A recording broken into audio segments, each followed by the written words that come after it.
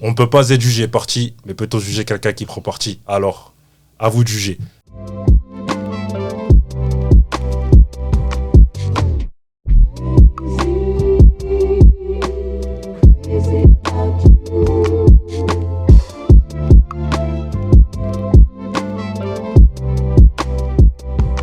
Salutations à toutes et à tous, bienvenue à bord de la Haute Sphère Cause Monote, l'émission qui prône la vulgarisation et la transmission pour l'élévation. Moi c'est Audrey, enchanté. Aujourd'hui on reçoit une héroïne, elle ainsi que ses collègues pour le combat qu'elle mène pour les jeunes filles et les femmes. L'autre du jour c'est une grande dame qui répond au nom d'Alissata Ndiaye. Salut Alissata, comment vas-tu? Salut Audrey, je vais bien, merci. Et toi? Ça va, merci d'avoir répondu présente à l'invitation. C'est un honneur de te recevoir ici. Merci, c'est un honneur, c'est un grand plaisir de répondre à cette invitation. Merci à toi. Est-ce que tu peux te présenter s'il te plaît? Oui, donc comme tu l'as dit, je m'appelle Alissata Ndiaye. Donc je suis la présidente de la Fédération nationale du GAMS, qui est située, donc son siège est situé à Paris 20e. Donc j'ai bientôt 47 ans, j'ai 2 enfants. Je suis donc travailleur social, donc chef de service éducatif. Donc là actuellement ça fait à peu près 5 mois que je fais une pause sur mon poste de cadre et je retourne sur le terrain en tant que travailleur social, donc dans un centre d'hébergement de réinsertion sociale dans 91. Voilà ce que je peux dire dans les grandes lignes. Ok, le fait de travailler dans le social, comment ça a commencé pour toi en fait, la genèse de tout ça? Parce qu'on tombe pas dans le social par hasard. Pour tout te dire, ça va faire plus de 27, 28 ans que j'y suis. Effectivement, on n'arrive pas par hasard. Je pense que ça a démarré dès l'enfance, là où j'ai grandi. Donc j'ai grandi à Fontenay-sous-Bois, dans une résidence multiculturelle, où il y avait une maison de quartier, une proximité avec la population et cette maison de quartier, des assistantes sociaux. Et du coup, ma mère, elle y allait pour prendre des cours de français, des cours de couture, etc. Donc petite, je la suivais avec mes sœurs. Donc je pense que déjà d'avoir un peu baigné dedans, ça y jouait. Et puis au fil de mes études, je voulais travailler dans le social, mais à la fois travailler dans le tertiaire. Et j'ai toujours eu cette volonté de lier les deux. Donc j'ai fait un cursus scolaire un peu basique.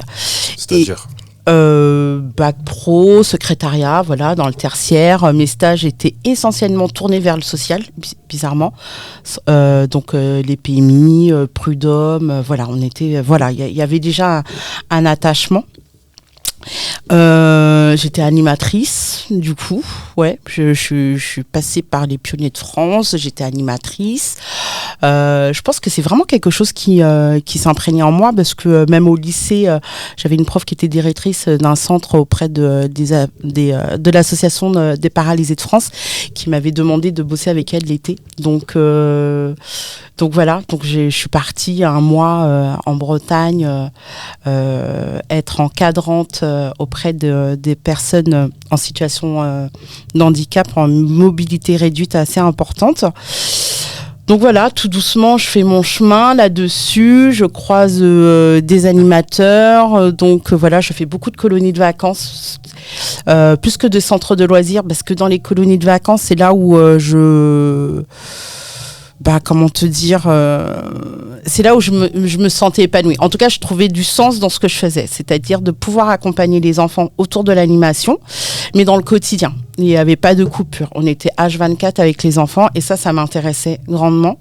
Que le centre de loisirs où tu reçois le matin et l'enfant il repart en fin de journée. Donc tu vois, je pense que déjà il y avait un attrait autour de ça. Et puis encore une fois, c'est des rencontres.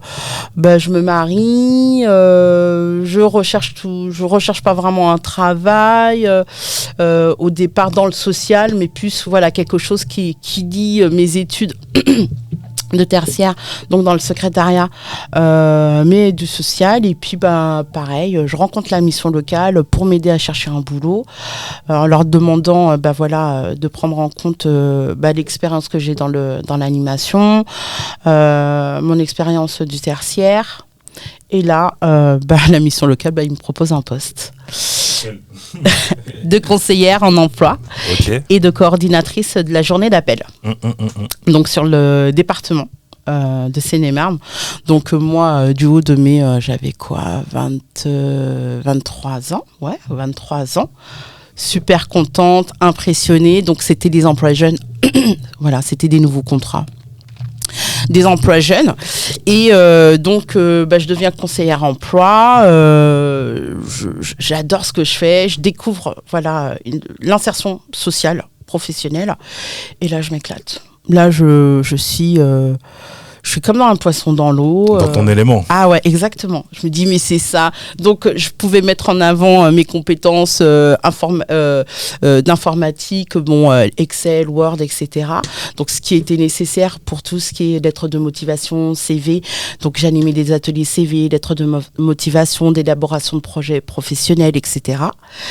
Et en plus, je faisais de la coordination auprès de toutes les missions locales de Seine-et-Marne autour de la journée d'appel. Donc, je travaillais en collaboration avec le centre militaire, l'école militaire. Ouais, non, c'était le centre militaire de Vincennes. Donc, avec des gradés, des non gradés. Donc, je trouvais ça génial de passer d'un monde où il y avait beaucoup de discipline, de la rigueur, donc le monde militaire, et la partie sociale, insertion, emploi, employeur, santé, logement, où on balayait tout plein de choses. Voilà comment s'est forgé, j'ai envie de dire, en tout cas, le démarrage de ma carrière professionnelle. Et après, donc, comme tu dis, tu as évolué sur une vingtaine d'années, donc 27-28 ans, d'après ce que tu as dit. Et tu es encore dedans. Je suis encore dedans parce que grâce à ce premier emploi, j'ai envie de dire, j'ai rencontré des partenaires sociaux qui m'a permis d'ouvrir mon esprit encore de manière plus large, de découvrir d'autres métiers, donc d'éducateurs spécialisés, d'assistante maternelle, enfin bref. Et là, j'ai mis les deux pieds dedans en me disant, bon, voilà, j'ai passé un diplôme de conseillère insertion professionnelle et je me suis dit, mais en fait, je veux faire du social pur. Je vais aller en amont pour pouvoir aider les jeunes à aller en avant. Et donc, j'ai travaillé en maison d'enfants à caractère social spécialisée, et à l'époque, c'était que pour les jeunes filles. Et là, je découvre le monde des foyers de l'enfance, des services de l'aide à l'enfance. Et là, pareil, je m'éclate toujours dans la prise en charge des jeunes filles. Elles avaient entre 12 et 21 ans. Mais là, tu viens de soulever une chose. Tu as dit que tu as travaillé dans tout ce qui était foyer pour les jeunes filles, etc. Est-ce que tu parvenais à faire la part des choses entre ton travail et le fait quand tu es rentré chez toi? Je m'explique. Est-ce que tu arrivais à oublier ce que tu avais entendu par rapport à ces problèmes-là, ou ça avait un impact sur ton quotidien chez toi? Si je te dis non, ce serait te mentir. Bon, c'était il y a longtemps, du coup. Ça avait un impact, mais bizarrement, ça me galvanisait, en fait. Dans le sens où encore plus envie d'aider, de comprendre les mécanismes humains, le mal-être dans toutes ses formes, le découvrir.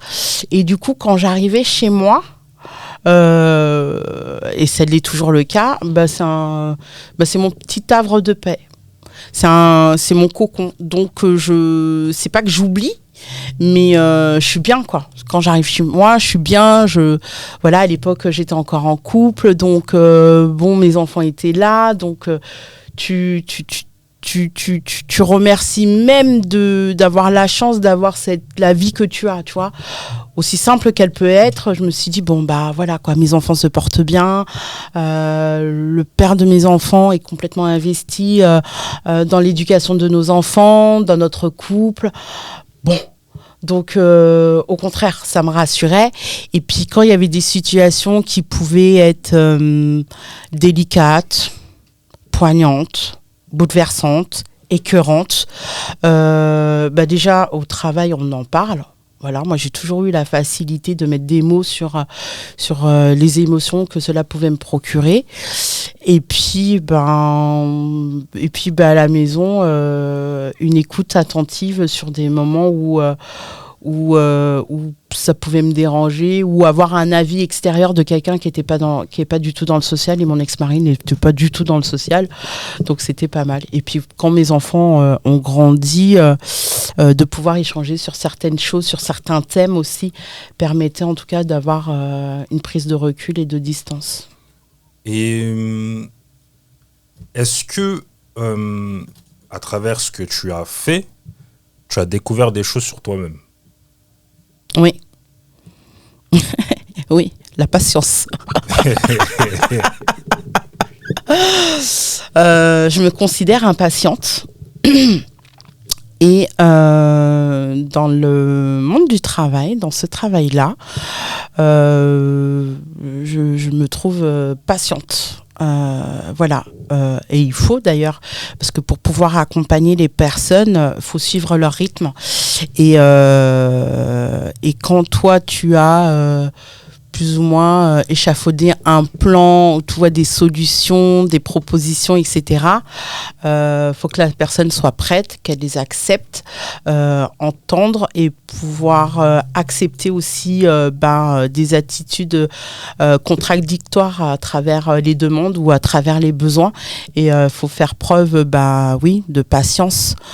Est-ce que j'ai découvert aussi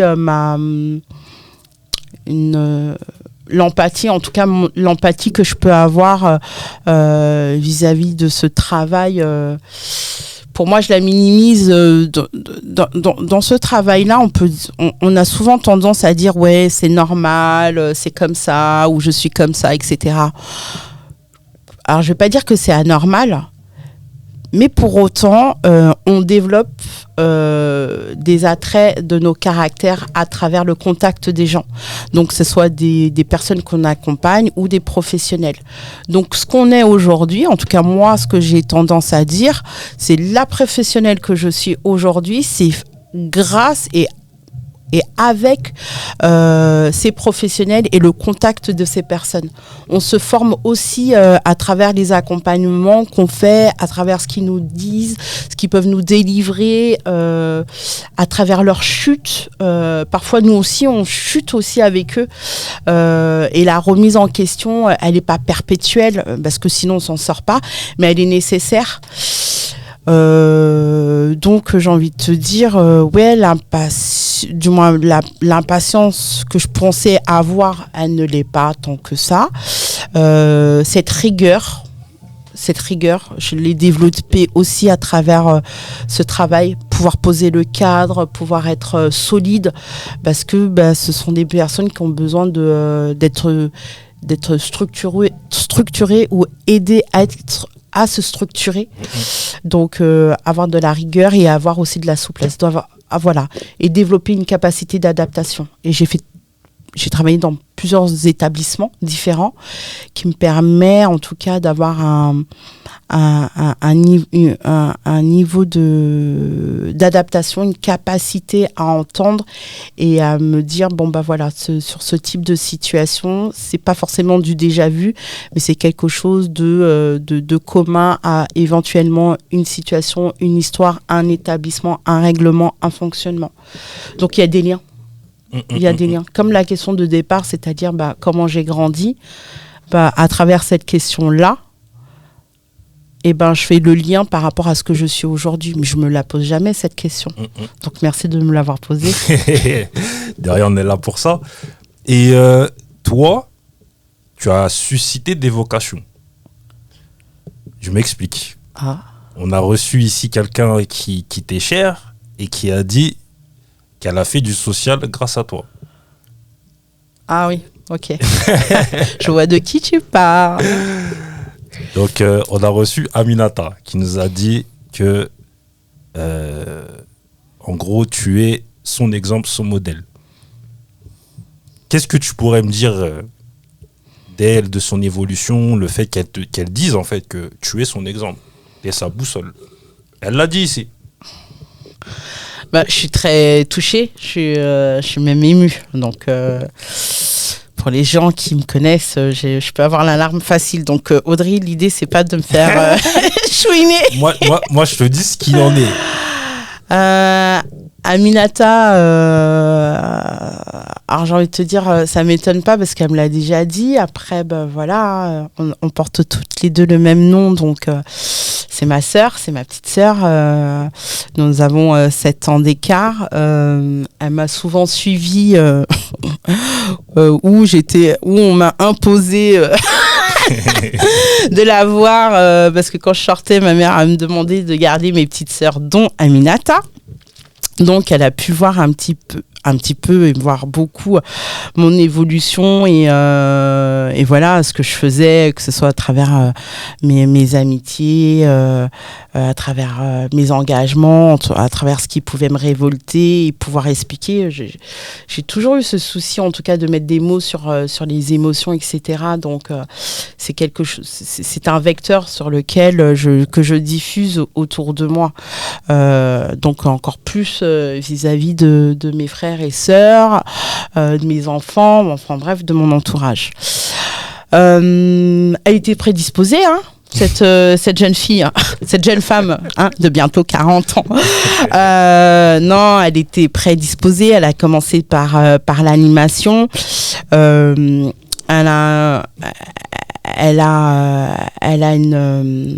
Elle a une force qu'elle ne voit pas malheureusement par moment, mais elle a une force de frappe dans ses interventions, que ce soit dès le départ, en fait, dans l'animation. Déjà, quand je voyais comment elle pouvait mobiliser ses collègues, comment elle pouvait mobiliser les jeunes, les enfants, où je la regardais et je lui disais, mais en fait, ce talent-là, tu peux le mettre au service de quelque chose de beaucoup plus grand, et t'enferme pas que là-dedans. Il y a des belles choses dans lesquelles tu peux t'épanouir. Donc j'ai juste transmis cette information-là. Après, j'avoue, à un moment donné, j'ai mis un petit coup de pression en lui disant « ça va, c'est bon, fini de jouer. Tu sors de là, tu commences à prospecter un petit peu à côté. » Et puis, bah, c'est ce qu'elle a fait. Et puis, elle a fait son je dirais pas son petit bonhomme de chemin.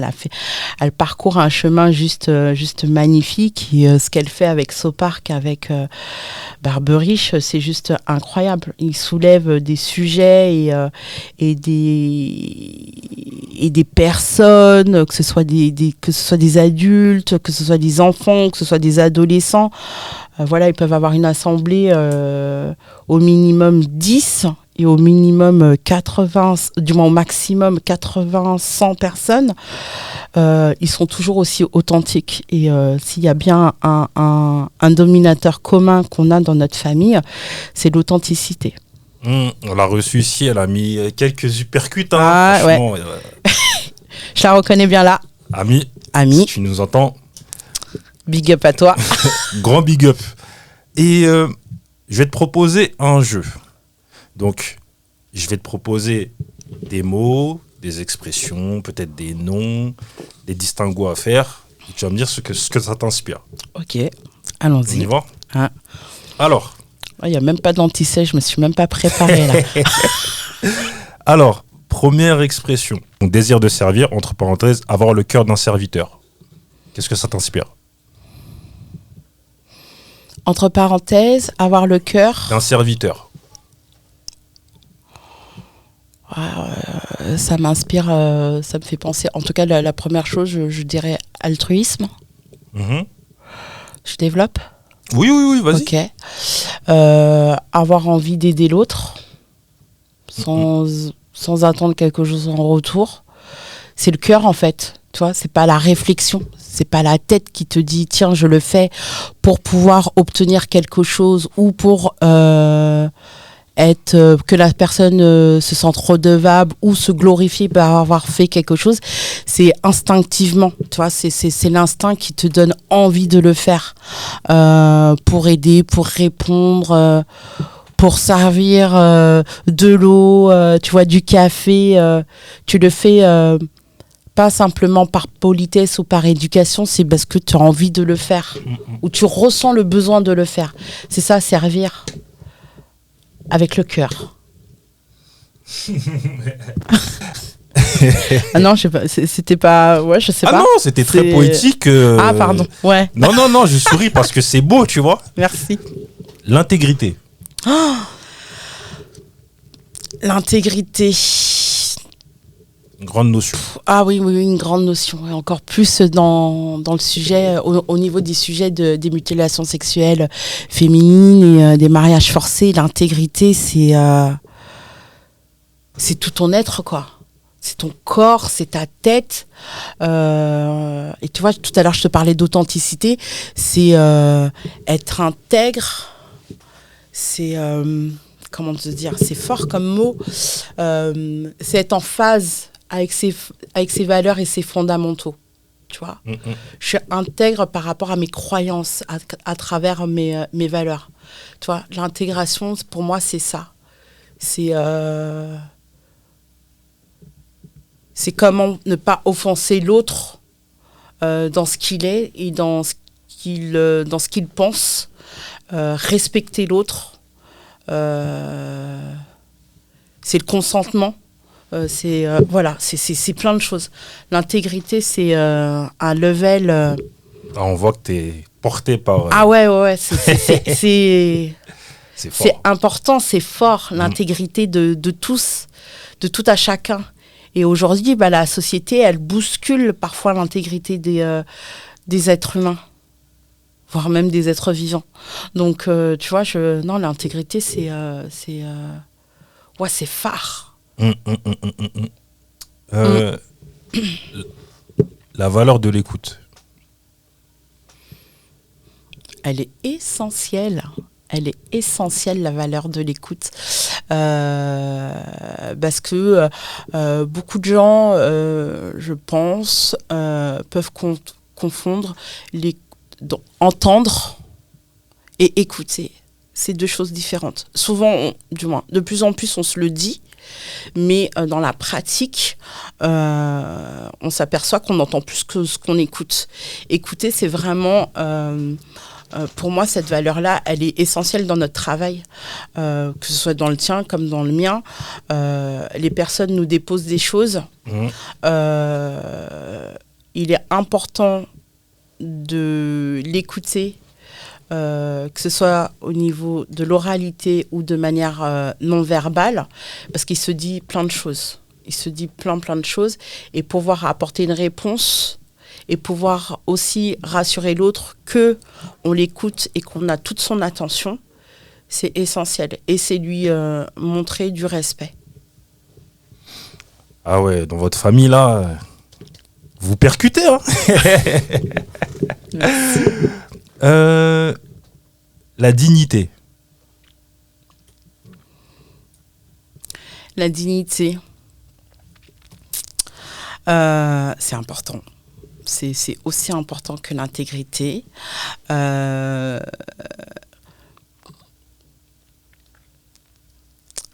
dignité, pour moi, c'est le respect. C'est notre propre respect, c'est l'estime de soi. Donc c'est compliqué parce que des fois, on se trouve parfois indigne de ce qu'on peut faire ou de ce qu'on peut dire et on est même sévère vis-à-vis de nous-mêmes. La dignité, c'est aussi faire attention de ne pas blesser l'autre, de ne pas toucher sa dignité, que ce soit physique ou verbale. La dignité, c'est important et je pense qu'on ne fait pas assez attention à la dignité de l'autre à travers plein de choses, tu vois. Quand on parle, par exemple, de harcèlement scolaire, les enfants s'attaquent, ils touchent la dignité de l'autre. Et donc, la dignité, il n'y a pas d'âge.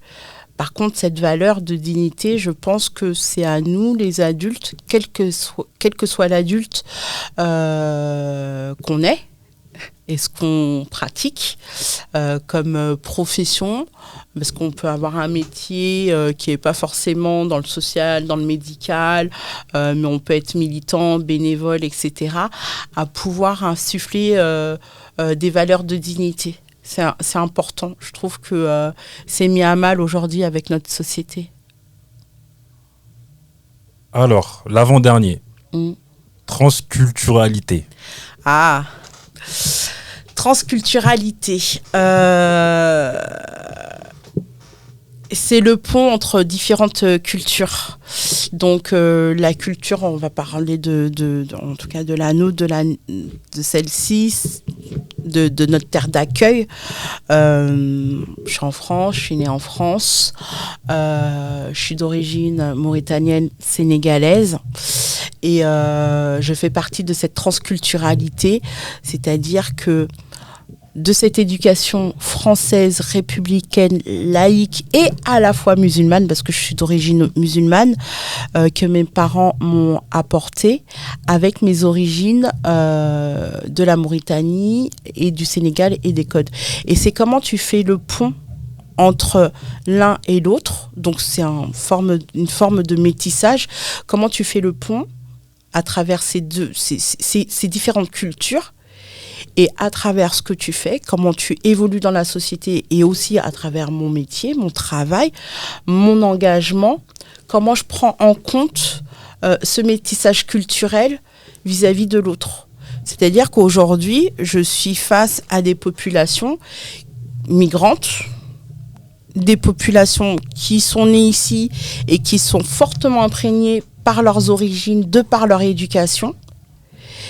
Et les mécanismes dans lesquels nous sommes, en tout cas européennes, occidentales, faire des ponts et de se dire, c'est pas parce qu'on a grandi ici et qu'on a été tous dans la même école république, etc., qu'on va tous se comprendre parce que à la maison, en dehors de la maison, il y a d'autres codes culturels et il faut les assimiler. Et si tu assimiles tout ça, et quand tu accompagnes les personnes, tu es au plus près d'eux et pas dans un schéma archaïque et avec ton savoir et de dire non mais en fait la société elle est comme ça, faut prendre en compte la culture de l'autre, son éducation, etc. pour être au plus près de ce qu'il est en train de nous expliquer et de comprendre. Et on apprend aussi à travers les cultures. C'est ça la transculturalité pour moi. C'est noté. La dernière, c'est une expression. Ce qui m'effraie, ce n'est pas l'oppression des méchants, mais l'indifférence des bons. Qu'est-ce que ça t'inspire ? Je répète. Vas-y. Ce qui m'effraie, ce n'est pas l'oppression des méchants, mais l'indifférence des bons.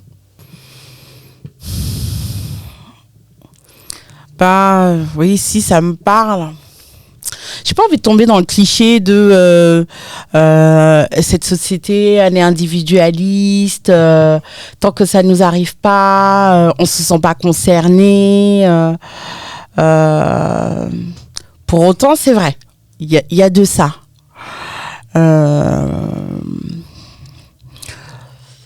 L'indifférence des bons, je pense qu'elle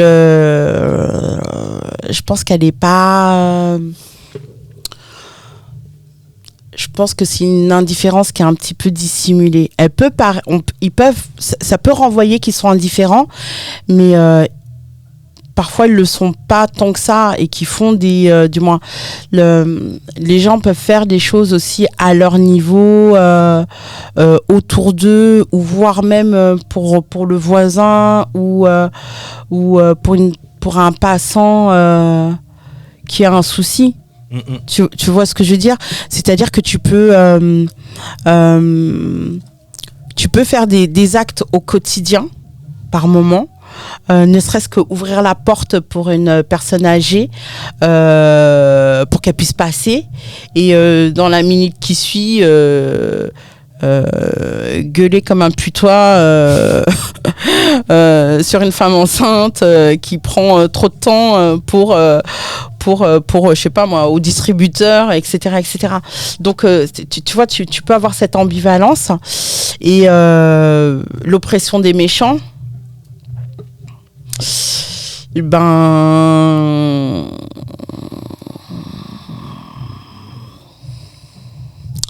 l'oppression des méchants,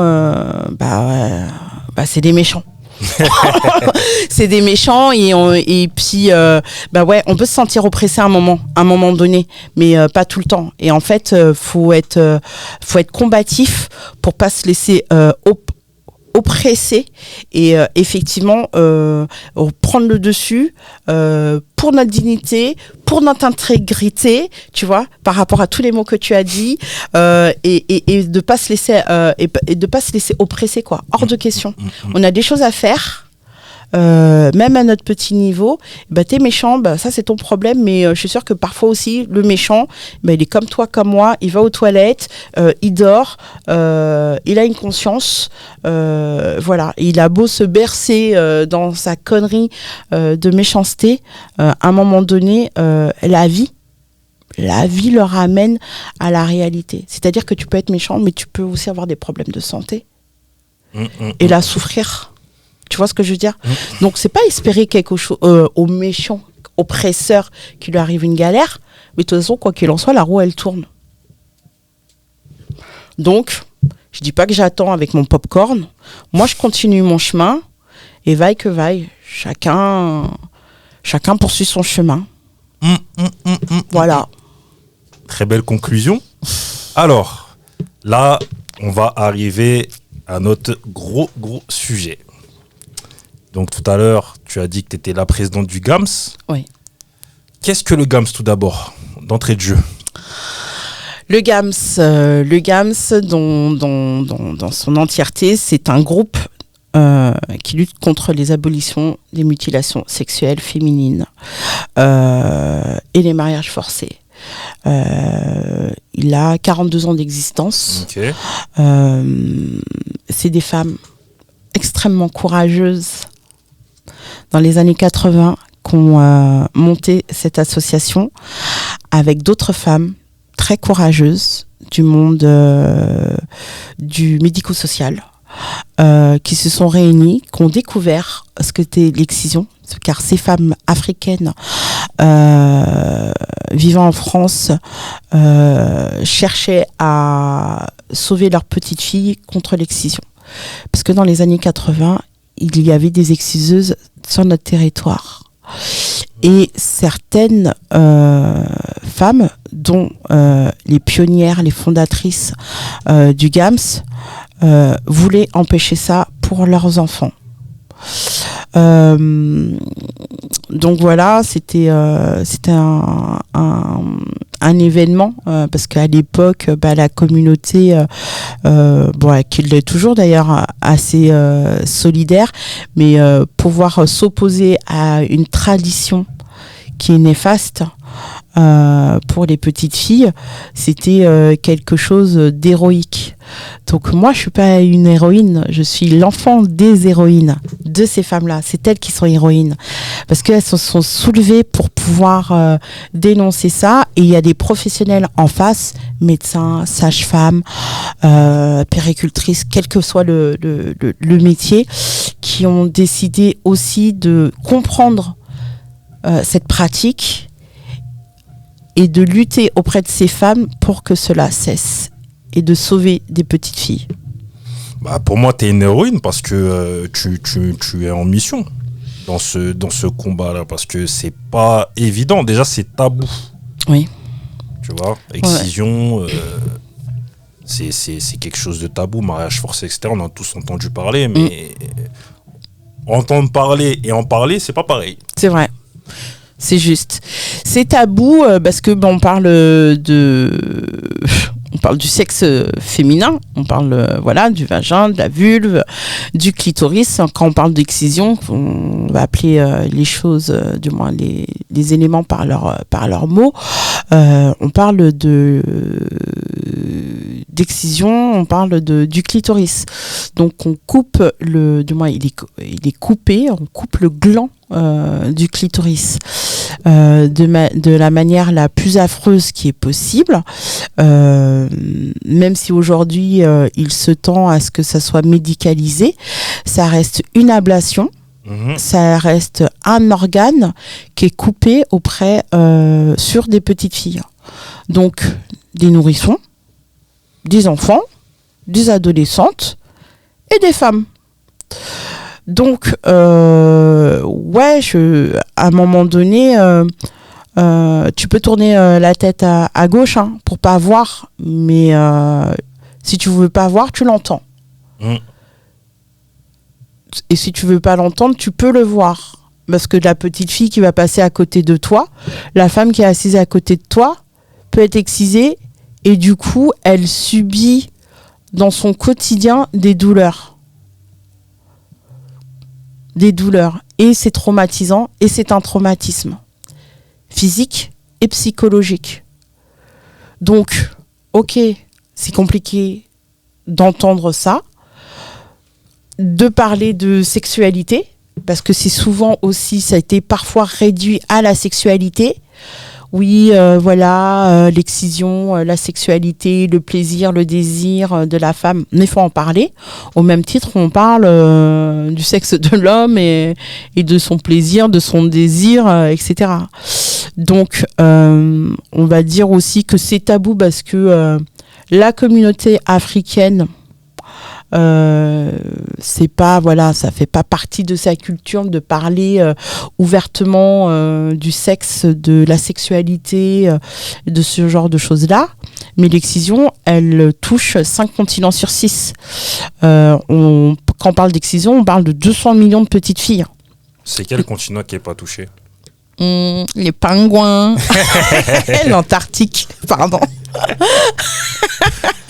L'Antarctique. Même en Amérique du Sud aussi? Ouais.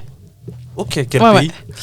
Alors, si je te dis pas de bêtises, au niveau de la Colombie, il y a une tribu qui excise, qui pratique l'excision. En Asie, en Indonésie, toutes les petites filles sont excisées. Donc après, c'est en fonction des populations. Ok. Et en France? Parce que je crois que le GAMS, c'est national. Ouais. Alors, vous vous occupez de ce qui est en France. En France, comment ça se passe? Alors en France, comme tu viens de le souligner, c'est national, il y a plusieurs antennes. Donc comme je le disais au préalable, il y a le siège qui est à Paris. Tu as une antenne au Havre, donc du côté de Normandie, donc où une pionnière a développé le GAMS depuis 20 ans. C'est un phénomène, cette femme-là, Madame Nafissatou Fall. Nous avons, pareil, GAMS, une antenne à Reims. Donc, récemment, une nouvelle présidente a été nommée, Diaby, qui est accompagnée d'une sage-femme et sexologue qui aussi milite et travaille depuis plus de 20 ans sur le sujet, Dominique Fuchet, pardon. Nous avons une antenne PACA à Marseille, donc avec une grande artiste qui s'appelle Nakissi Savané, qui lutte depuis aussi plus de 20 ans, 30 ans sur ces thèmes-là. Une antenne, Occitanie, Toulouse. Ok. Pareil, une collègue présidente très engagée, Kumba Baby, qui a eu des bébés d'ailleurs, que je la félicite au passage. Félicitations à elle. Nous avons une jeune antenne qui vient tout juste d'intégrer la fédération GAMS, donc Bretagne, Rennes plus exactement, et c'est Martha qui a un engagement sans faille, percutant ici et beaucoup au pays, et elle, son association est aussi en Côte d'Ivoire, et elle est assez percutante aussi. Donc voilà, on avait aussi une antenne Rhône, Auvergne, Lyon, donc du côté de Lyon.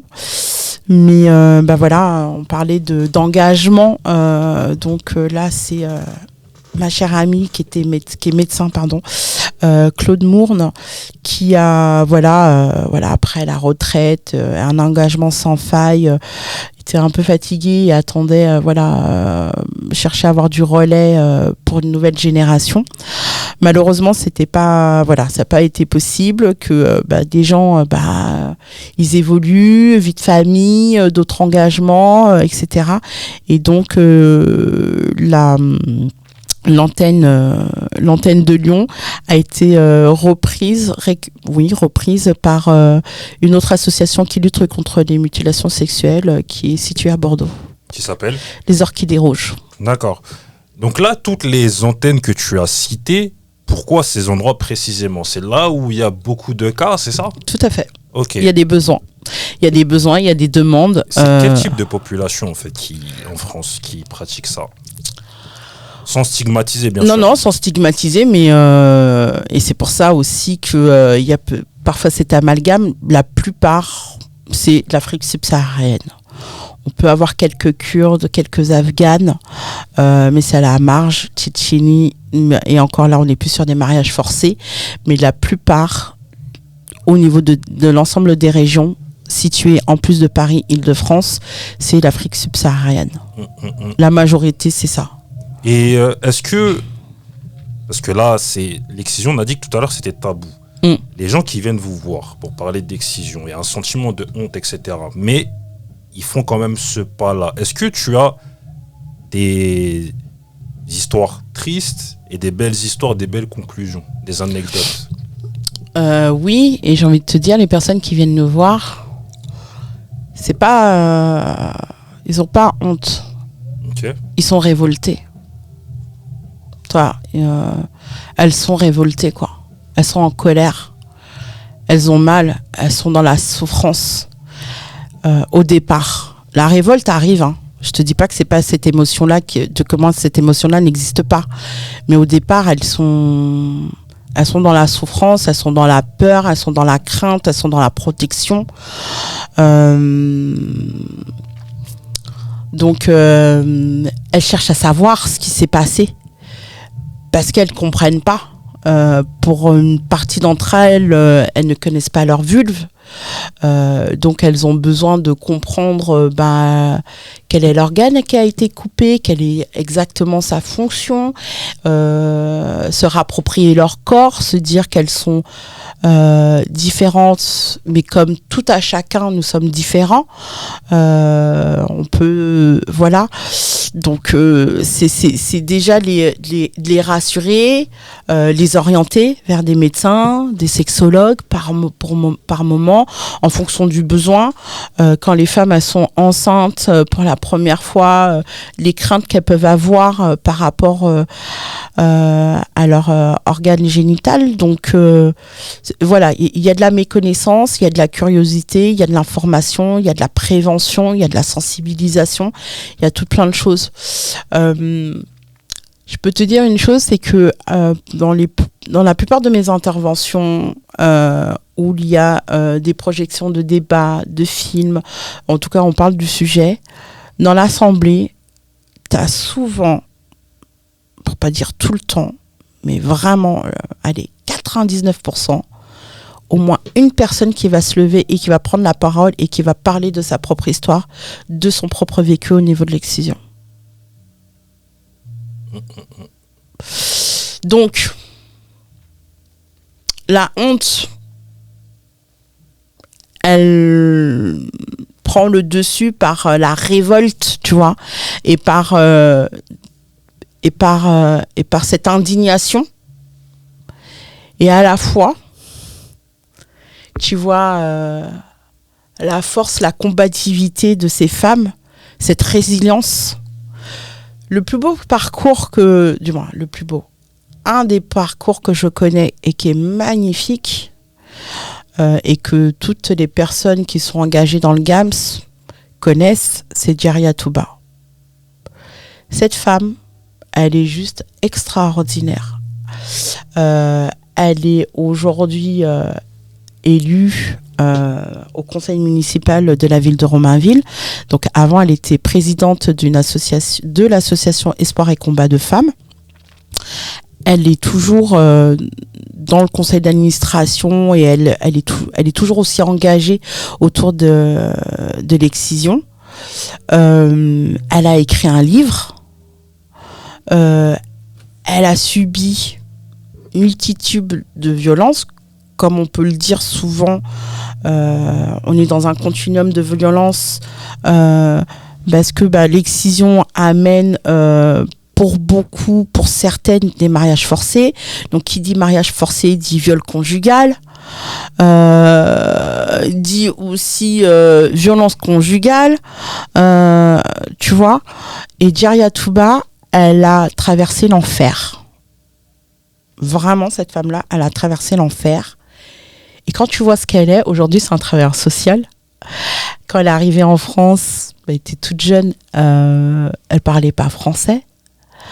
Elle a eu la médaille du mérite, on lui a décerné la médaille du mérite. Et elle a eu 2 enfants, elle a refait sa vie. Enfin bref, elle est... voilà, c'est un phénix. La rédemption. Ouais. Donc si je devais parler d'un parcours, c'est celui-ci. Vraiment, c'est celui-ci. Et si tu as l'occasion de la rencontrer, Audrey, accroche-toi. Elle est juste incroyable, cette femme. En tout cas, on la salue. Ouais, big up à toi, Djeria Touba. Et là, au niveau de l'excision, est-ce que tu as des chiffres à nous donner? Ouais. Ce que je peux te dire, c'est qu'on est à plus de 200 millions de petites filles qui sont excisées. Donc, ce chiffre-là date des années 2020, 2021. On sait qu'il y a une explosion l'après-Covid. En tout cas, pendant la période du Covid, il y a des choses qui se sont passées. Est-ce que tu peux développer un petit peu, s'il te plaît? En fait, avec le Covid, tout était fermé. Protection, voilà, la société, elle était à l'arrêt. Ici et ailleurs. Du coup, ce qui se passait, c'est que certains parents ont profité de faire certaines choses auprès de leurs enfants. Alors, et de pouvoir les aider, c'était compliqué parce que tout était un peu fermé, quoi. Les services, ou en tout cas tout était au ralenti et que on est parfois, on court après le temps, quoi, pour pouvoir protéger les petites filles. Donc on s'est aperçu, et comme beaucoup d'associations qui luttent contre les mutilations sexuelles féminines, qu'il y avait une recrudescence. En France, donc il y a des chiffres qui sont tombés, et puis le GAMS a été mandaté par le gouvernement pour faire un plan contre les mutilations sexuelles féminines au niveau de la région Île-de-France-Paris. Donc on travaille avec une sociologue démographe qui a présenté donc lors d'un de nos colloques là, le 30 novembre dernier, des chiffres, et qui mettait en exergue que en Seine-Saint-Denis particulièrement, il y avait entre 7 et 8% de petites filles de risque d'excision. Ouais, ça fait froid dans le dos. On s'aperçoit que beaucoup de personnes qui migrent vers la France, donc les populations migrantes, sont fortement touchées. Que la génération, en tout cas les jeunes nés en France de cette la jeune génération, potentiellement ont un risque, mais il y a une telle information, de prévention, de sensibilisation, qu'elles sont quand même averties. Alors on continue, on n'arrête pas, mais là le focus c'est quand même autour des populations migrantes, parce que c'est dans leur code, c'est dans les codes, c'est dans les coutumes, dans les us et coutumes. Que les jeunes filles ici, en tout cas les jeunes femmes ici, toi, si je te prends mon exemple, moi j'ai une jeune fille de bientôt 22 ans. Bon, au-delà du fait que je lutte contre l'excision, voilà, c'est juste impensable que je valide ça. Voilà. Que sa grand-mère puisse l'envisager. Que ce soit pour ma fille ou pour mes nièces, d'ailleurs, tu vois. Pour autant, tu as des personnes qui peuvent être comme moi, sous la pression des anciens, peuvent céder à cette pression et faire exciser leurs filles en les envoyant en vacances au pays et accepter à ce que leur fille soit excisée. Après, il n'y a pas très longtemps, je crois que c'était la semaine dernière, c'est samedi, j'ai fait une intervention à l'association AIDS dans Paris 8. Donc, c'est un atelier de dessinement inclito. Donc, il y avait des gens. La plupart des participants venaient de l'Afrique de l'Ouest, Cameroun, Congo, Côte d'Ivoire. Et donc, il y a un bénévole adorable, Ethan, que je salue au passage. Donc, c'est le groupe Bissau qui s'appelle. Tu vois, c'est un petit clin d'œil au Congo. Bon, enfin, bref. Qui me pose la question, qui me regarde. Il est effaré par rapport à ce que j'explique autour de l'excision, etc. Les participants, ils en avaient déjà entendu parler, ils voulaient mieux comprendre, etc. Donc, on a échangé pendant 3 heures sur le sujet. Et à un moment donné, Ethan me pose la question, il fait, mais avec beaucoup de bienveillance, mais il était à la fois horrifié en me demandant, mais les parents, comment une mère peut faire ça? Elle n'aime pas son enfant. C'est pas possible, elle peut pas aimer son enfant pour lui faire ça. Et là, je le regarde et je lui dis, mais détrompe-toi. Ils ne font pas ça parce qu'ils n'aiment pas leurs enfants. Bien au contraire. Alors, c'est très... j'entends, c'est ambivalent, c'est complètement contradictoire. Mais il faut savoir que l'excision, s'il est fait, c'est pour pouvoir honorer la famille. Que cette jeune fille soit pure, soit mariable, soit digne. Tu vois, on reprend les vocabulaires que tu as utilisés, Audrey. Ouais. T'as bien bossé ton sujet. Hein. Bravo. Donc, donc, une mère, quand elle décide d'exciser son enfant, elle te dit, elle le fait pas parce qu'elle a mal, hein. Du moins parce qu'elle a mal, parce qu'elle ne l'aime pas, hein, son enfant. Elle le choisit, elle l'aime, elle la couvre de tout ce qu'elle peut lui donner, etc. Mais ce qu'elle veut, c'est que sa fille puisse grandir, évoluer, être acceptée par la société, par la communauté. Et pour sa communauté, pour sa famille, sa fille, son enfant, doit passer par ce rite. Et c'est comment nous, les acteurs, dans ce domaine, on amène le parent, la famille, j'imagine le taf, ça fait 42 ans qu'on travaille dessus, de leur faire comprendre que nos traditions, on a des belles traditions, il n'y a pas de problème, on ne revient pas là-dessus. Mais nous avons une des traditions la plus néfaste, et c'est celle-ci. C'est celle-ci. Elle tue. Elle crée des hémorragies. Elle crée des traumatismes. À bien des égards. Quand tu dis ça à la maman, vous aimez pas votre enfant, vous l'avez mal éduqué, vous êtes des barbares, etc. Mais tu l'attaques. Et l'enfant qui a grandi, qui devient adulte, tu l'attaques aussi. La plupart parlent encore à leurs parents. Même si pourtant c'est ce même parent qui a décidé d'eux, mais dans un souci de se dire je fais bien les choses. Comme tu l'as dit, c'est les traditions. C'est comme ça que ça se passe, ça a toujours été comme ça. La mère est passée par là, la grand-mère est passée par là, l'arrière-grand-mère est passée par là, etc., etc. Voilà, on est dans la transmission. Et c'est comment expliquer les risques encourus et comment aussi travailler auprès de ces exciseuses. Parce que c'est ça aussi. Ces exciseuses qu'on appelle aussi des matrones, ces exciseuses sont aussi des sages-femmes, pour la plupart d'entre elles. Elles mettent au monde. Donc elles ont aussi une place dans la société, dans la communauté, extrêmement importante. Aussi importante que parfois que le chef du village. Tu te pousses, quand tu la vois, tu la respectes, tu baisses la tête.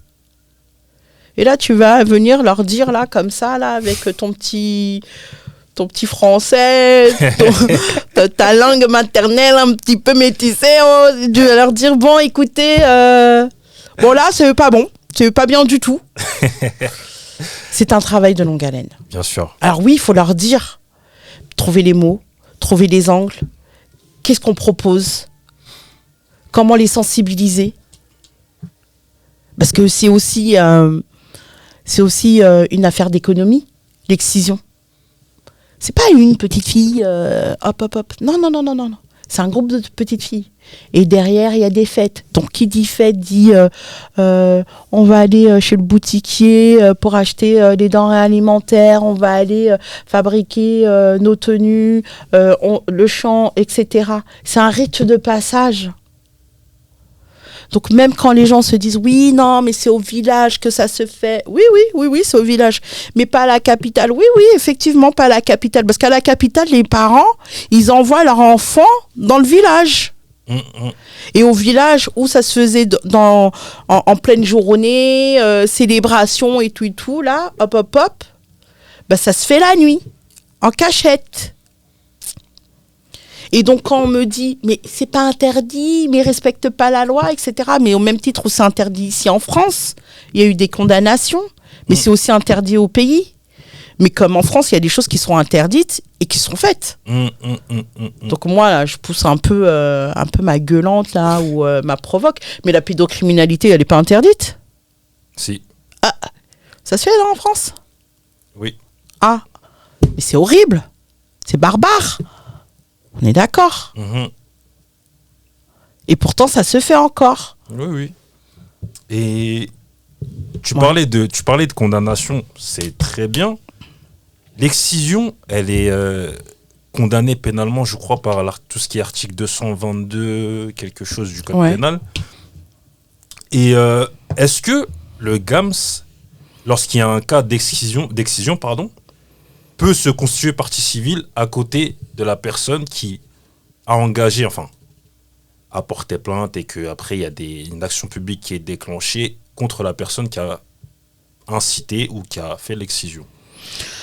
Alors jusqu'à présent, on n'a pas été amené à le faire. Par contre, le GAMS est reconnu comme expert auprès de l'État, du gouvernement, et sollicité lors de procès en tant qu'expert à apporter son expertise par rapport aux situations. Donc on est plus appelé en tant qu'expert pour expliquer le comment, du pourquoi et en fonction de la région, etc. Que être partie civile. Donc ce qui est important, c'est que, comme je te disais, 42 ans d'existence. En tant d'expertise, la directrice générale Isabelle Gillette-Faye, qui est sociologue, qui a bossé, qui a fait ses études, sa thèse sur le sujet et qui fait toujours aujourd'hui des recherches là-dessus. Donc donc on a une poignée de bénévoles et une petite poignée de bénévoles et une salariée, donc la directrice générale Isabelle Gillette-Faye, qui apporte cette expertise soit au niveau des tribunaux ou soit auprès aussi auprès de la CNDA par exemple. Donc les formations que nous apportons, c'est auprès de plusieurs professionnels, donc médicaux, type sage-femme, ça peut être barreau de Paris, les avocats, tous les acteurs qui sont touchés de près ou de loin pour protéger les femmes et les jeunes filles de l'excision, nous les formons. Ok. Donc ouais, il n'y a pas de... Parce que normalement, vu que le GAM, c'est une association. Parce que normalement, une association qui est régulièrement déclarée depuis 5 ans peut, lorsqu'il y a un sujet bien précis, violence sexuelle, racisme et tout, se constituer partie civile lorsqu'il y a un cas. En fait, c'est pour ça que je te posais Tout à la fait. question, savoir si c'était le cas. Mais le GAM, ce n'est pas forcément, c'est pas que l'excision, c'est aussi, tu l'as dit, mariage forcé. Oui. Est-ce que tu peux m'en dire un peu plus? Alors, déjà, qu'est-ce qu'un mariage forcé? ouais. Mariage forcé, c'est du moins, c'est le non-consentement, le non-accord de la jeune fille. Voilà. Du moins, ça paraît simple comme ça, mais c'est une jeune femme, une jeune fille qui n'a rien demandé, qui n'a pas souhaité s'unir avec l'homme qui lui a été choisi par ses proches, par ses parents, et on lui impose le mariage, de gré ou de force. Et il y a des conséquences qui peuvent être désastreuses. C'est-à-dire que, au pire des cas, elle peut en mourir, parce que si elle refuse, elle peut être tuée, lapidée. Voilà, battue à mort. Elle peut se suicider parce qu'elle n'a pas d'échappatoire, elle n'a pas d'issue. C'est les mêmes populations que tu as citées par rapport à l'excision? C'est différent? Non, là tu as, du moins, oui, si, j'ai envie de te dire non. Si, bien sûr. C'est partout. Tu as des communautés qui sont plus... toi, tout à l'heure, je parlais de l'Afghanistan, Kurdes, Tchétchènes, Pakistan, Afrique, aux États-Unis, partout en fait.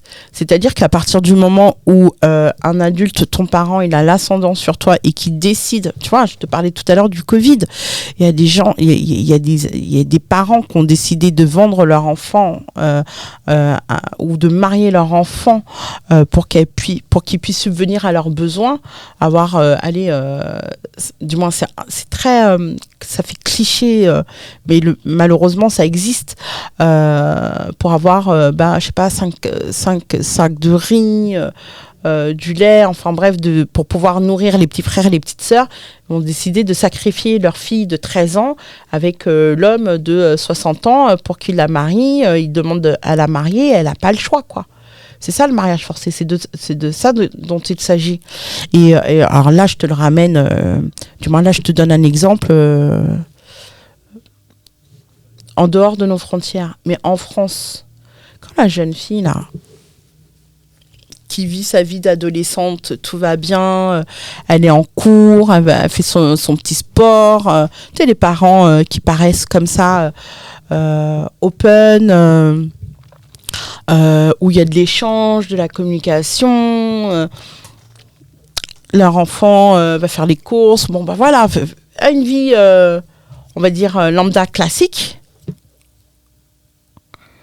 Et là, du jour au lendemain, le cousin, l'oncle a décidé que son fils allait marier la petite de son frère ou quoi que ce soit. Et le frère là, ou la mère, eh ben, on te ramène à la tradition. C'est des choses qui se font. C'est ta fille, on a toujours été ensemble, nos familles se connaissent, patati patata. Enfin bref, tu peux mettre tout ce que tu veux comme argument derrière. Là, on ne cherche pas à savoir si elle est d'accord ou pas, quoi. On lui dit, mais en fait, t'as pas le choix. Et là, cette jeune fille, elle se retrouve pieds et mains liés à se marier. Parce que si elle n'accepte pas, il y a du chantage affectif. Il y a un conflit de loyauté. Si je le fais pas, ma mère elle va être répudiée, ma mère va se faire frapper, tout le monde va lui tomber dessus, mon père il me tombe dessus, mes frères ils me tombent dessus. Question J'ai d'honneur. des appels téléphoniques, la pression physique, les coups. Et puis en fonction de l'âge, revient aussi cette histoire de honte. pouvoir prendre le téléphone, pouvoir aller voir le voisin, la voisine, pouvoir aller voir l'assistante sociale, l'infirmière scolaire et lui dire ouais mais là on veut me marier de force. Parce que là du coup tu mets tes parents face à la justice, les problèmes des services sociaux, etc. Donc c'est très compliqué quoi. Elles sont étriquées quoi. Elles sont étriquées. Et toi, quand tu viens là, association, services sociaux, du moins on met à nu quoi. À nu la famille, à nu ce qui se passe dans la cellule familiale. Mais toi, du fait de tes origines que tu as citées tout à l'heure, Sénégal, Mauritanie, est-ce que les gens qui subissent ça venant de ce coin-là ont plus de facilité à te parler? Parce que tu connais, on va dire, un peu plus que d'autres, je pense. C'est une question. Alors oui et non, tout dépend de la génération. D'accord. C'est-à-dire que si c'est ma génération qui est ici, née, grandie ici, on va se comprendre. Mais quand je m'adresse à des mamans, des tantines, des mamas, etc., c'est plus compliqué parce que on a toujours ce respect. Parce que quoi qu'il en soit, et peu importe qui je suis, je suis sa petite avant tout. Hein. Ouais. Il n'y a pas de présidente, il n'y a pas de qui, quoi, il n'y a pas de ce que j'ai fait, il y a peu importe de ce que j'ai fait, d'où je viens, qui m'a mis au monde, on s'en moque. À ce moment-là, la daronne, elle me regarde, elle me dit, mais petite, tu vois ce que je veux dire? Oui. Donc, ouais, alors la petite, elle a quelque chose à te dire, hein. Donc, avec les formes, etc., elle va t'entendre. À partir du moment où tu restes respectueuse, elle va t'entendre. Mais encore une fois, c'est ce que je dis. C'est-à-dire que faut pas être jugeant. Très important. Et c'est difficile, hein. Parce que des fois, tu vois des choses, tu te dis, mais comment tu peux faire ça? Ta fille, elle se fait défoncer ou quoi que ce soit et tout. Et tu te dis, mais elle a pas de cœur. Mais si elle a un cœur, parce que tu sais qu'au départ, elle fait une abnégation sur certaines choses pour que cet enfant, pour que sa fille devienne la femme de un tel machin, que tout le monde soit content, etc. On est beaucoup dans qu'en dira-t-on, tu vois, dans le regard de l'autre, etc. Mais c'est des choses qu'on retrouve aussi dans notre société française. Hein. Tu vois, là, on parle de mariage forcé, mais il y a des mariages arrangés auprès d'Européens, de non-racisés, de personnes non racisées. Hein. Des Blancs organisent bien des rallyes pour que leurs enfants se marient avec le prince un tel, l'aristocrate un tel, etc. Hein. Et les jeunes filles, elles ne sont pas forcément tout le temps consentantes. Hein. Elles doivent le faire parce que ça fait partie de sa trajectoire, c'est écrit, etc. Hein. Donc, tu as différentes formes. Mariage arrangé, mariage forcé, et que mariage forcé, elles n'ont pas le choix. Il n'y a pas d'histoire de consentement, quoi. Et puis derrière, il y a des histoires d'argent parfois, des histoires de papier. Il y a l'histoire de tu dois le faire parce que je lui suis redevable. Il m'a sauvé, ou son père lors de la guerre a fait ceci, cela pour ton grand-père. Tu vois, donc ça vient jamais comme ça pour rien, quoi. Et enfin, les crimes d'honneur. Qu'est-ce qu'un crime d'honneur?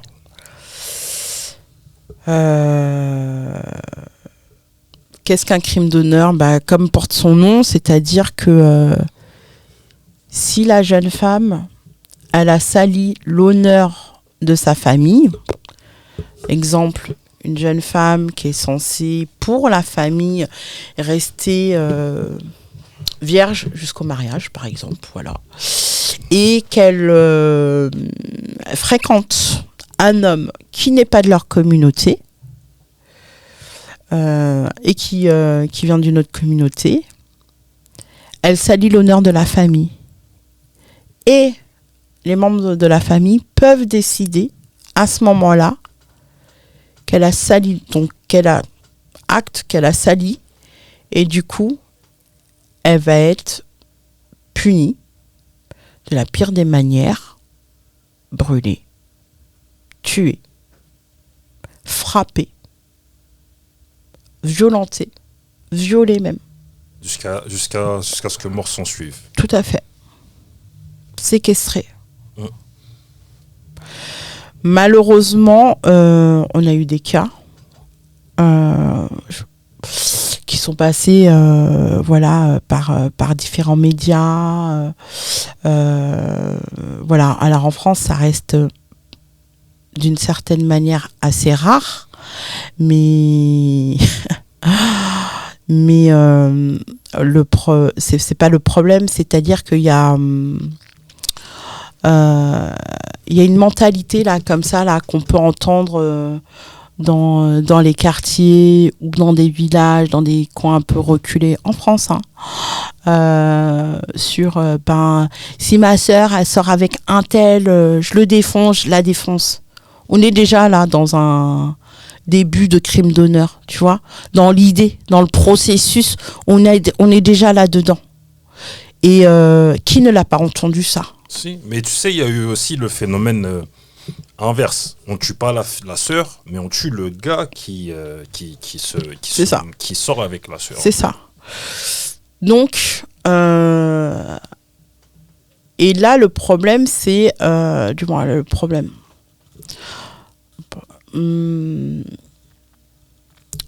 les parents ont une responsabilité énorme dans l'éducation qu'ils délivrent auprès de leurs enfants, filles, garçons confondus.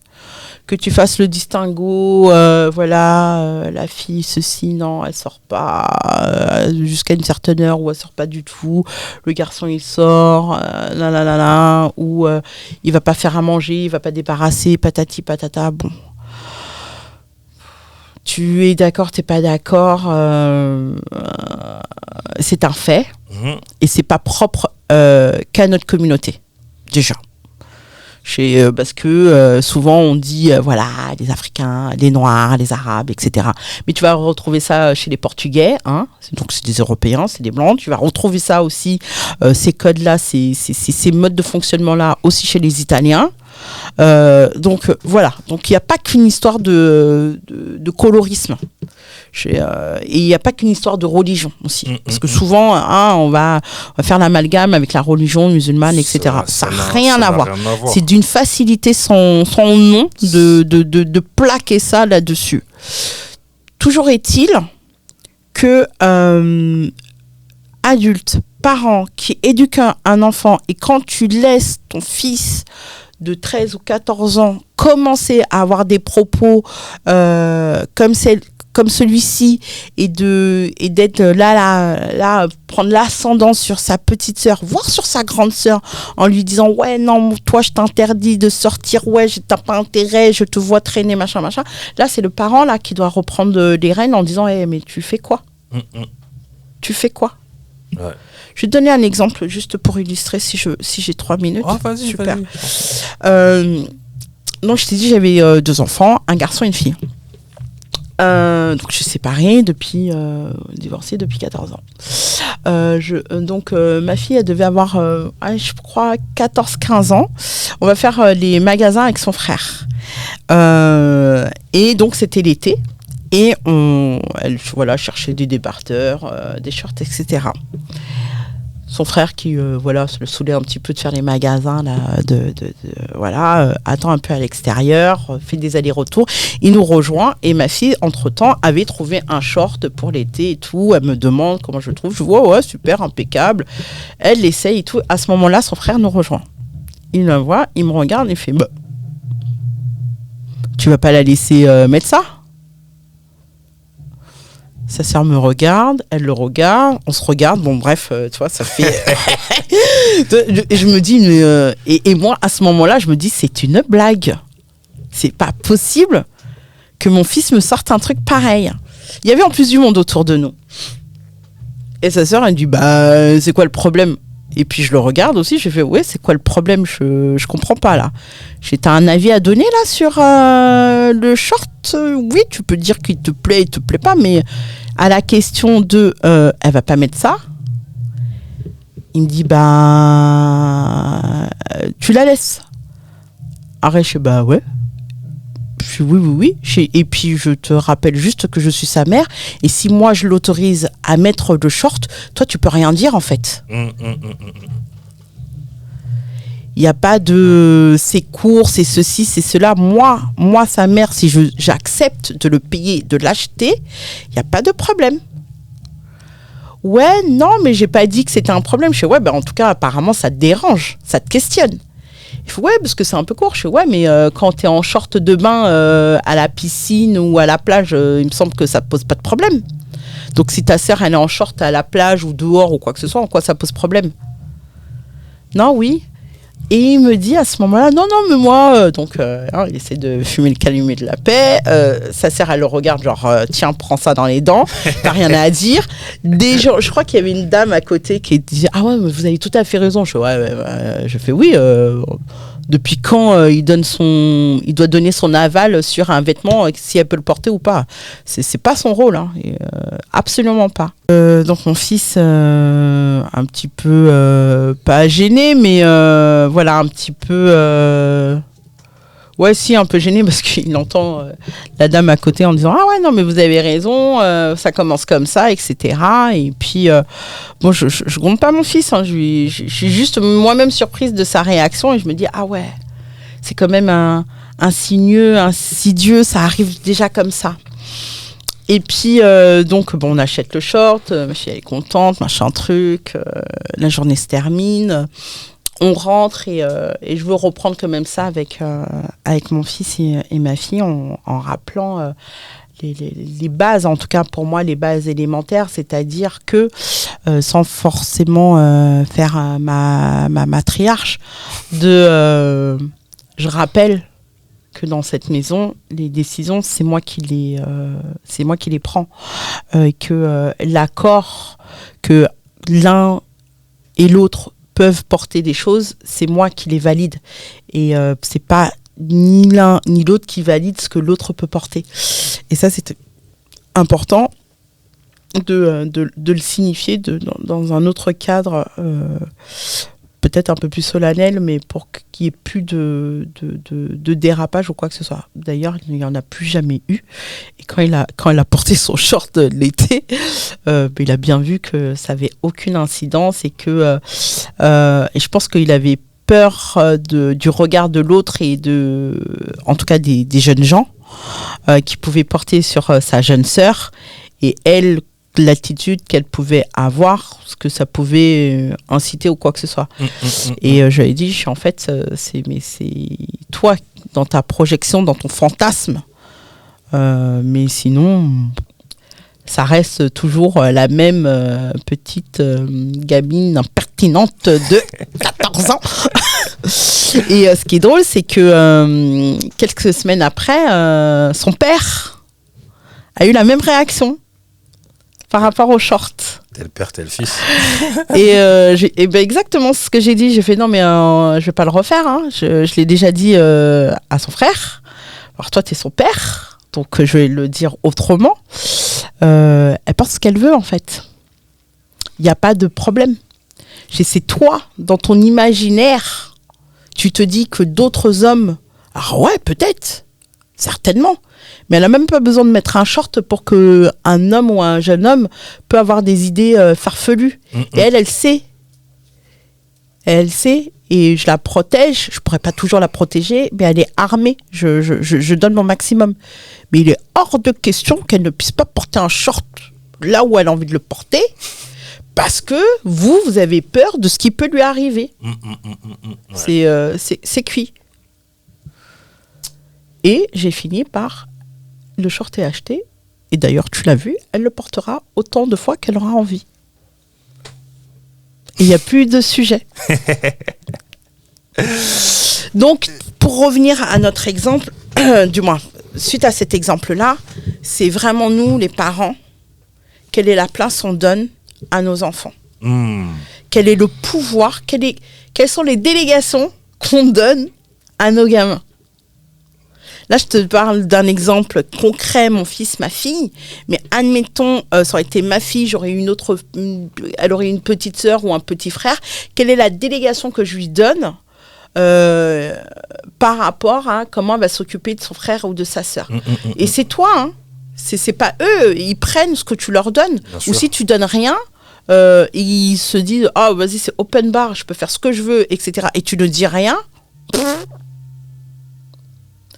Alors, ça peut paraître comme ça un peu simpliste, mais je pense que quand même, le cœur de la chose, ça vient de nous, adultes, comment on est construit, comment on est structuré et comment on déroule tout ça à travers nos enfants. Rien à ajouter. Bon. Et tu es présidente du GAMS depuis 3 ans. D'accord. Et tu as été élue, on t'a désigné. J'ai été élue, donc je suis membre du GAMS depuis plus d'une dizaine d'années, donc bénévole. Administratrice et j'ai été élue il y a 3 ans de cela par mes collègues administratrices. Donc je m'étais pas présentée au départ, hein. Mon nom est apparu dans le dépouillement. Donc assez surprise. Bon, ça faisait déjà une petite année que certaines de mes consoeurs commençaient un petit peu à tâter le terrain, à discuter avec moi sur potentiellement, parce que je m'engageais de plus en plus, prenais plus, je m'engageais de plus en plus et je disais ah non, il faut avoir le temps. Toutes les raisons possibles et inimaginables. Et puis, je pense que j'étais assez mûre pour accepter. Si elles ont mis mon nom à ce moment-là, c'est je pense qu'elles ont senti que j'étais prête à accepter d'endosser ce rôle, parce que c'est un rôle, là pour le coup, c'est un rôle honorifique. Parce que tu as la charge de prendre la relève de l'ancienne présidente, qui est Christine Bénis, avec un parcours juste incroyable. Moi j'ai de la chance d'être entourée par des personnes incroyables, extraordinaires, engagées, avec des parcours de vie de fous malades. Et moi, d'être l'héritière de ça, c'est un honneur. Tu vois, je t'en parle, je sais pas si tu vois, mes yeux elles brillent, mais c'est un honneur. Donc ton mandat il est de combien de temps? 1 an. D'accord. Et tu te représentes ou c'est fini après? C'est renouvelable? Ouais, c'est renouvelable. Hein, okay. Donc depuis 2019, ça veut dire que là, t'as 4 mandats là? Ouais, 2019, 2020, 2024, là c'est ma 3e année, et à partir de septembre, c'est en septembre qu'il y a le vote du nouveau bureau exécutif. Est-ce que je vais me présenter prochainement? Je sais pas encore, parce que je pense que pour être présidente d'une association, quelle qu'elle soit, et encore plus du GAMS, je pense que c'est bien qu'il y ait du renouveau. Tu apportes un cap, tu amènes un cap, tu apportes des idées, tu rafraîchis de par ton expérience, tes volontés et tout. Mais je pense que c'est bien pour pas s'installer et toi être dans un truc pépère. Une association, en tout cas, une association telle que le GAMS, elle a besoin pas de renouveau, mais elle a besoin d'énergie, elle a besoin de challenge, elle a besoin de plein de choses. Et je pense que quand les personnes changent, ça nous évite de rentrer dans des habitudes qui peuvent pas être en défaveur, mais qui peuvent être je sais pas, un peu inconfortables. Tu vois, on peut être dans l'entre-soi. Et en fait, le problème des associations, tout type d'association d'ailleurs, on peut être dans l'entre-soi et on peut manquer d'ouverture. Et ça, c'est le danger. Donc pouvoir changer aussi de présidence, je trouve ça pas mal. Est-ce que vous faites de la prévention dans les écoles, les lycées, etc. Oui. Ok. Ouais, on en fait. On en fait. Là, on est en sous-effectif. Le problème, c'est qu'on a, on a une difficulté en termes de ressources humaines. Il faut qu'on trouve une personne, du moins qu'on recrute, une personne pour le faire. Donc, on est en plein recrutement là, d'une formatrice pour faire ça. Tu peux passer une annonce si tu veux. Alors, mes chères dames et messieurs, parce que pourquoi pas messieurs aussi, mais c'est plus facile quand même pour une femme de porter cette parole, me semble-t-il, mais bon. Moi, je suis ouverte, donc on peut me démontrer le contraire. Il n'y a pas de problème. Donc, nous recherchons une formatrice, donc à temps partiel ou à temps plein, je ne sais plus, je n'ai pas l'offre sous les yeux, mais en tout cas, nous cherchons une formatrice pour pouvoir intervenir auprès d'un public jeune. Autour de la prévention et de la sensibilisation sur les sujets de l'excision et du consentement.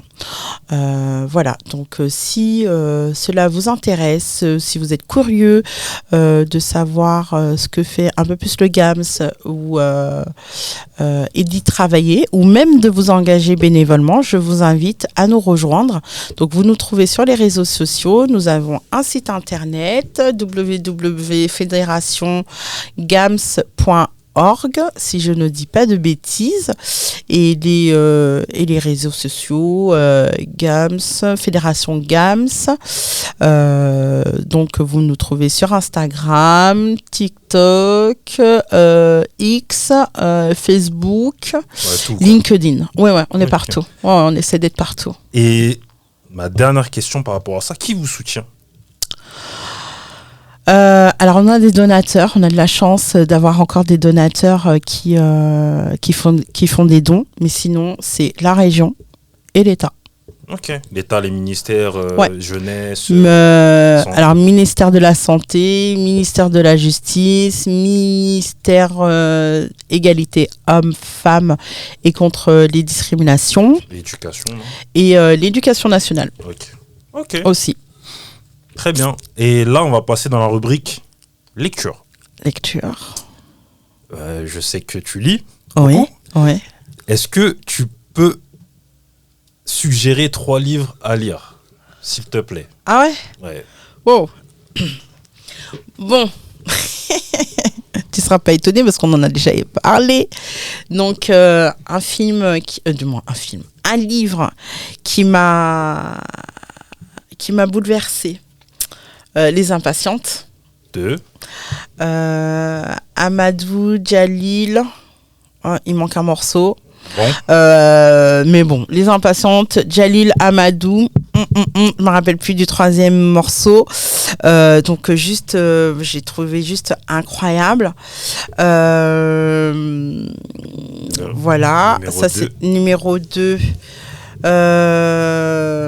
Ça n'a rien à voir, mais bon. Non. Mais il m'a aussi beaucoup plu. Changer l'eau des fleurs de Valérie Perrin. Okay. J'ai trouvé ça incroyable comme livre. Il m'a bouleversée. Et le dernier ?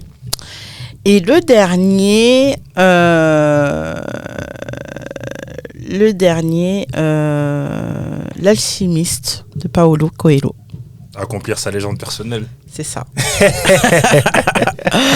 Celui-là aussi, c'est un masterclass. Ok. Donc, comme tu peux voir, je lis plusieurs choses différentes.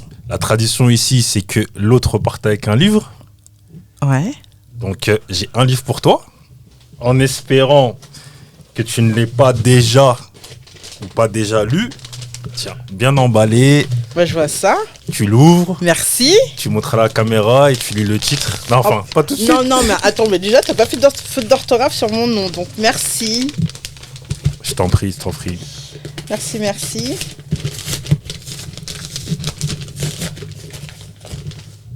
Oh, mais non. Ah, trop bien. Le trauma, comment s'en sortir? Génial. Qui fait partie effectivement de la liste des bouquins que je veux acheter. Tu voulais. Trop bien. Tu peux parler à l'imparfait maintenant. Ouais. Oh, trop bien. Alors le trauma, comment s'en sortir? Je reprends ma vie en main. Exactement. Donc juste top. Bon après voilà. En tant que travailleur social, ça nous parle énormément le traumatisme, les traumatismes. Mais voilà, des conseils psy, des témoignages, des exercices. Voilà comment mieux comprendre, agir et traiter les traumas des personnes que nous accueillons. Très important. Extrêmement important. Écoute, ravi que ça te plaise. Merci, oui, grave. C'est Noël. Et merci beaucoup, Audrey. Je t'en prie. Merci. C'est normal. Deux dernières questions. Ouais. Mohamed Ali disait que comment il aimerait qu'on se souvienne de lui en étant quelqu'un de sympathique, de drôle et ayant gagné plusieurs fois le titre de champion du monde poids lourd de boxe. Ma question est de savoir comment tu aimerais qu'on se souvienne de toi?